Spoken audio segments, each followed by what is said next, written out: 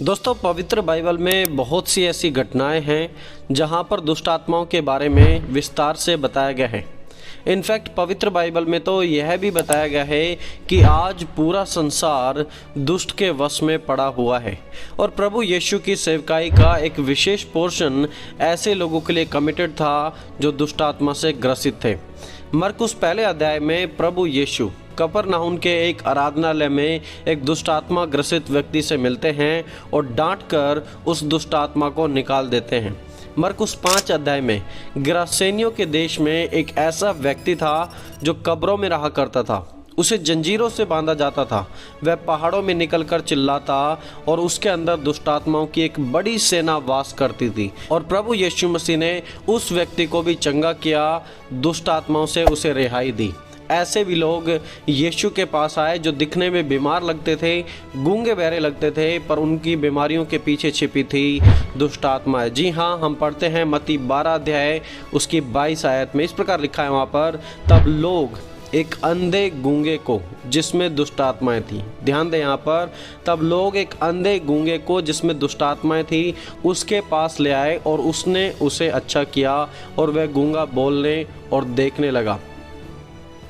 बाहर से देखने पर ऐसा लगता था कि ये व्यक्ति सिर्फ अंधा है और गूंगा है, लेकिन उसके अंधेपन का और उसके गूंगेपन का कारण क्या था? उसके पीछे छिपी हुई दुष्ट आत्माएं। और जब प्रभु यीशु मसीह ने उसकी दुष्ट आत्माओं को निकाल दिया तो वो व्यक्ति ठीक हो गया।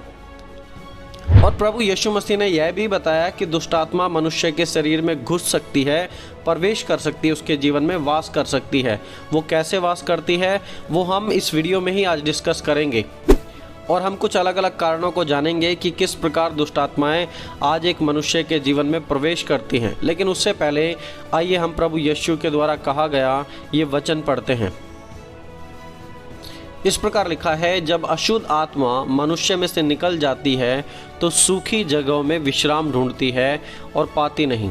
तब कहती है कि मैं अपने उसी घर में जहाँ से निकली थी लौट जाऊंगी और आकर उसे सूना, झाड़ा बुहारा और सजा सजाया पाती है। तब वह जाकर अपने से और बुरी 7 आत्माओं को अपने साथ ले आती है और वे उसमें बैठकर वहाँ वास करती और उस मनुष्य की पिछली दशा पहले से भी बुरी हो जाती है। इस युग के बुरे लोगों की दशा भी ऐसी होगी। और यहाँ पर 2 चीज़ों पर आप ध्यान दें कि अशुद्ध आत्मा मनुष्य में से निकल जाती है, निकलना यानी कि एक एग्जिट पॉइंट भी है दुष्ट आत्माओं का। और वर्स 45 देखिए, वास करना यानी कि एक एंट्री पॉइंट भी है। दुष्ट आत्माएं मनुष्य के शरीर में घुस भी जाती हैं और घुसकर उसे कंट्रोल करती हैं।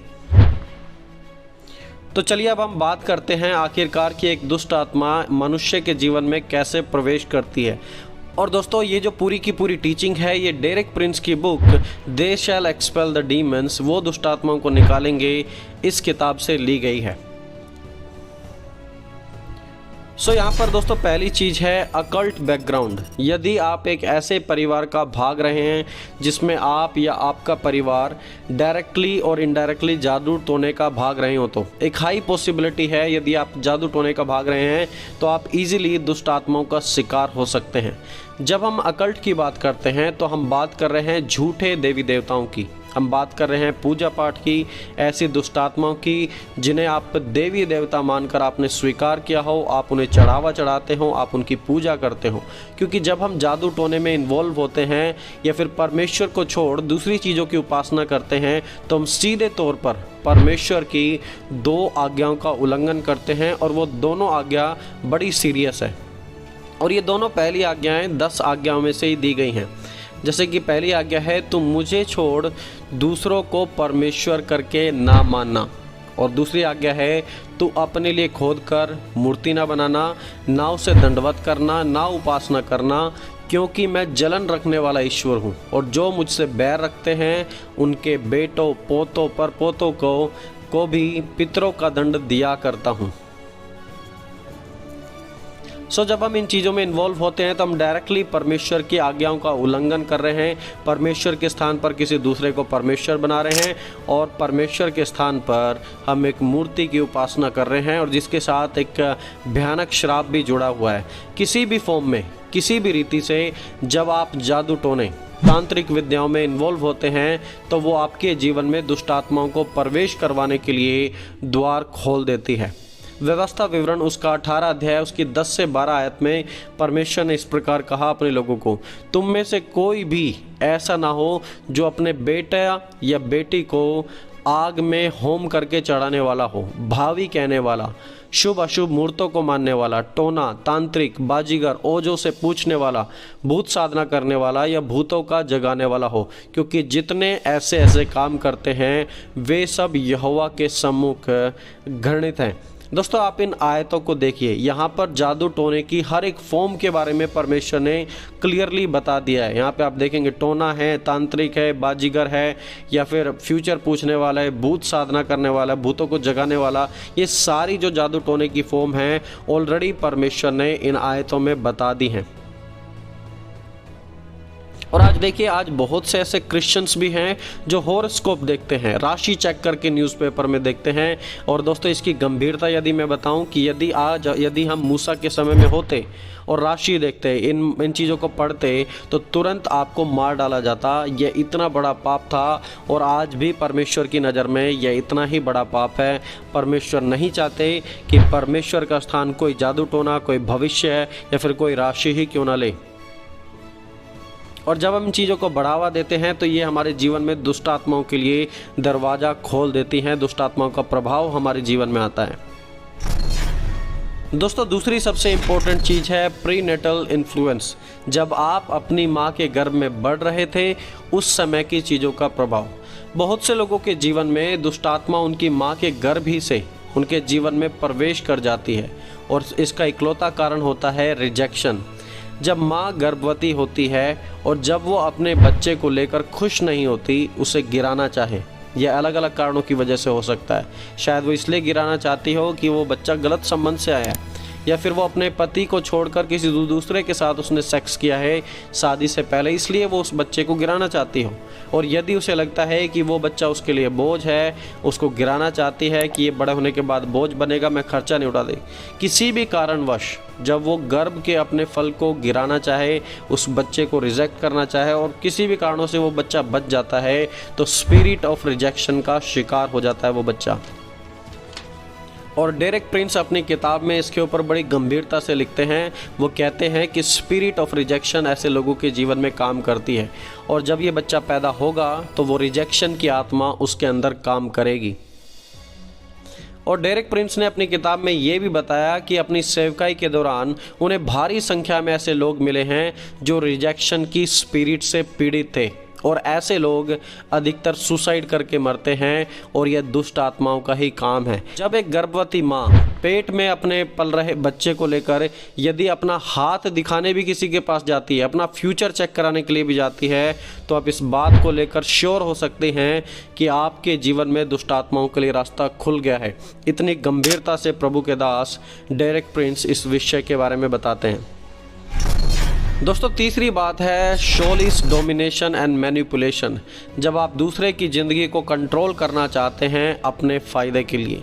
इस बात का उदाहरण आज आप अपने घरों में, बिजनेस में, ऑलमोस्ट हर जगह देख सकते हैं कि कैसे अपने फ़ायदे के लिए दूसरे के जीवन को कंट्रोल किया जाता है। और जो ऐसे कंट्रोलिंग लोग होते हैं उन्हें बहुत जल्दी गुस्सा भी आ जाता है, वो बहुत ही जल्दी निराश भी हो जाते हैं। थोड़ी सी बात होते ही उनके सर में दर्द होने लगता है, वो आउट ऑफ कंट्रोल हो जाते हैं, टेम्परामेंट को अपने खो देते हैं। और यहाँ पर दो शब्द बात कर रहे हैं हम, दो शब्दों के बारे में।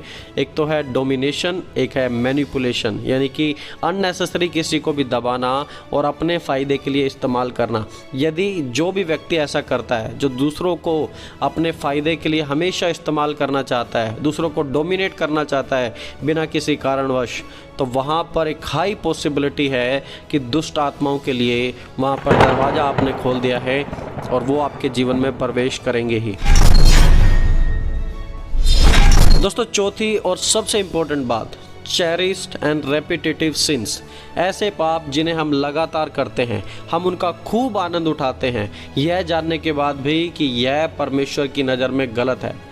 जो कुछ भी हम परमेश्वर के वचन के खिलाफ करते हैं, परमेश्वर के वचन में लिखा है कि वो पाप है। आइए हम देखते हैं पहला यूहन्ना उसका 3:4, और वहाँ पर इस प्रकार लिखा है कि जो कोई पाप करता है वह व्यवस्था का विरोध करता है, और पाप तो व्यवस्था का विरोध है। चेरिश्ड सिंस वो पाप होते हैं जिनके साथ हम अपने जीवन में कॉम्प्रोमाइज़ कर लेते हैं।